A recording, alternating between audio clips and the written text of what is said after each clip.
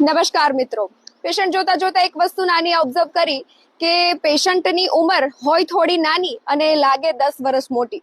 સૌ કોઈને પેલું અગત્યનું હોય કે જે ઉંમર ધીરે ધીરે જે વધતી જાય છે એના કારણો શું છે. આ સાયન્સ પ્રમાણે જોવા જઈએ તો વિટામિન, પ્રોટીન, એમિનો એસિડ ઘણું બધું અગત્યનું હોય કે જે તમારી ધીરે ધીરે વધતી ઉંમરને જે તમારા સમયગાળા દરમિયાન થવું જોઈએ એમાં ને એમાં રાખે.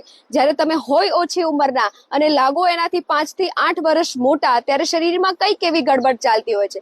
પેલું આપણે વિટામિન એ ની વાત કરીએ તો લોકોના મગજમાં એવું જ છે કે વિટામિન એ ખાલી ગાજરમાંથી મળે છે અને એની ડેફિશિયન્સી એની ઉણપના લીધેથી રતાંધળાપણું આવે.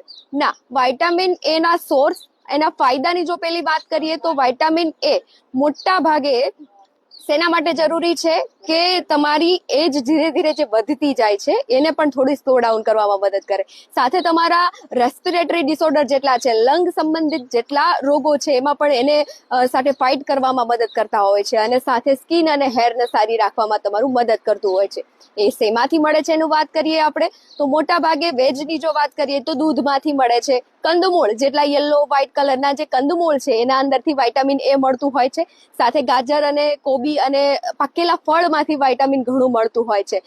બીજી અગત્યની વાત કે વિટામિન એ ની ઉણપથી રતાંધળાપણું થાય, વાત સાચી, પણ ગાજર એમાં મહત્વનો ભાગ ભજવે છે એ પણ સાચું કે ગાજર જે છે કંદમૂળ છે એની અંદર બધા ખનીજ તત્વ છે જેનાથી એનો ફાયદો આટલો સરસ મળે છે.